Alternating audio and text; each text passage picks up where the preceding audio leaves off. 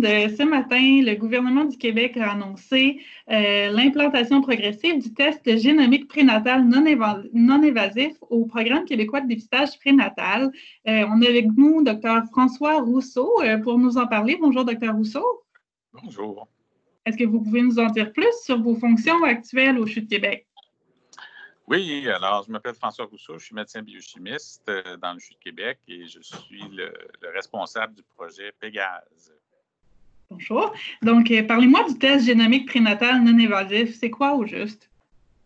Alors, ce test-là est un test qui existe dans le domaine privé depuis quelques années et qui permet de détecter avec une grande fiabilité la présence de trisomie 13, 18 ou 21 chez les femmes enceintes ou chez le bébé de ces femmes-là.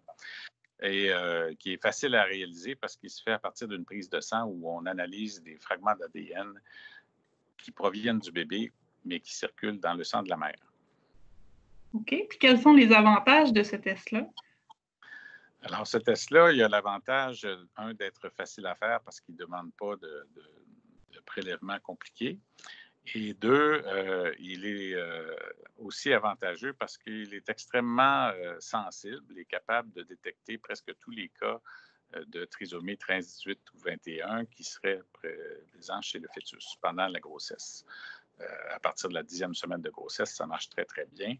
Et donc, quand le test est négatif, il est extrêmement fiable. On est sûr à plus de 99 que le bébé est exempt de ces trois anomalies-là. Corrigez-moi si je me trompe, mais j'ai lu que c'est un test qui peut remplacer l'amniosynthèse. Il remplace l'amniosynthèse dans la mesure où il peut éliminer les résultats positifs qui proviennent du premier test qui est fait présentement de dépistage. Et ce test de dépistage-là qu'on utilise actuellement, il fonctionnait bien, mais il générait beaucoup de résultats qu'on dit faussement positifs, c'est-à-dire qu'il y a 19 femmes sur 20 à peu près avec un risque élevé au test courant actuel qui n'ont pas d'anomalie de ce type-là chez leur bébé. Alors, ces femmes-là, avant le test génomique, devaient avoir accès à l'amniosynthèse pour être sûr que le bébé était porteur ou pas de ces anomalies des chromosomes-là.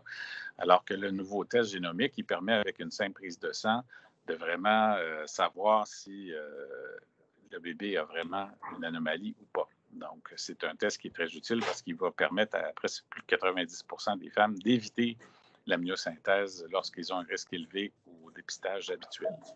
Parce qu'il y a un risque, je crois, à l'amniosynthèse, hein? Oui, l'amniosynthèse a un faible risque, mais il y a un risque de perte de bébé, même normal. Alors, c'est sûr que quand il y a des milliers d'amniosynthèses qui sont faites, on finit par avoir un certain nombre de bébés qui sont perdus, même quand ils étaient nombreux, qui est toujours à éviter si possible. Absolument, absolument. Si une future maman aimerait avoir accès, à ce test-là, comment elle devrait procéder? Alors, c'est un test qui a été intégré au programme actuel public là, du ministère de la Santé pour le dépistage de la trisomie prénatale. Donc, ce test-là l'accès au test va être déclenché automatiquement. Lorsqu'une femme participe au programme actuel, elle a ses prises de sang, son échographie, ce que j'appelle le premier test de dépistage. Et lorsque ce test-là ne sera pas normal ou que va montrer que le risque est élevé, le laboratoire va automatiquement avertir le médecin que le risque est élevé et que la femme a accès donc au test génomique pour préciser si le risque est réellement élevé ou si c'est un faux positif. Donc, ça va se faire automatiquement. Le médecin des femmes enceintes va les rappeler en leur disant qu'il y a un risque élevé, mais que le nouveau test est accessible et elles peuvent se présenter à tel ou tel endroit prédéterminé dans sa région pour pouvoir avoir accès au test. Très bien. Puis, dites-moi, Dr Rousseau, vous avez travaillé pendant de nombreuses années sur le projet Pégase. Est-ce que vous pourriez m'expliquer de quoi il s'agit? Oui, donc c'est un projet qui a commencé en 2013, qui a fini en 2018 qui avait 4 objectifs. Donc, le premier objectif, c'était de comparer différentes méthodes pour faire ce test-là, parce qu'il n'y avait pas d'études qui comparaient les différentes façons de le faire. Le deuxième volet voulait vérifier si on pouvait se payer ce test-là au Québec dans le réseau actuel avec la façon dont on procède puis les coûts des soins. Et le projet a conclu que c'était à coût neutre, alors on pouvait autofinancer ce test-là. Et le troisième volet regardait les aspects éthiques, légaux, sociaux associés au test. Et le dernier volet regardait prévoyait développer des outils d'aide à la décision et d'information pour les femmes pour s'assurer que la prise de décision est bien partagée entre le médecin et la femme, donc des genres d'outils d'implantation.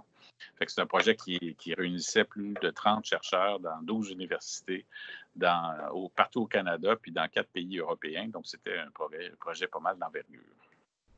Alors, aujourd'hui, l'annonce doit vous réjouir. C'est un peu l'aboutissement de vos travaux, si on veut. Oui, c'est effectivement, on est content de voir que un projet de recherche a pu mener à la production de données probantes qui ont amené le gouvernement à décider d'aller de l'avant avec l'offre de ce test-là et de l'offrir dans 2 laboratoires, soit à Sainte-Justine et Québec. Sainte-Justine pour l'ouest de la province, puis le CHU de Québec pour le milieu et l'est de la province. Et on a travaillé main dans la main là, depuis la fin du projet pour que ces 2 laboratoires-là soient prêts à offrir le test qui va être déployé progressivement là, à partir de maintenant, puis au courant de l'été pour couvrir toutes les régions du Québec. Bien, je vous remercie beaucoup, Dr. Rousseau. Je vous souhaite une bonne journée. Merci beaucoup, à vous aussi. Merci.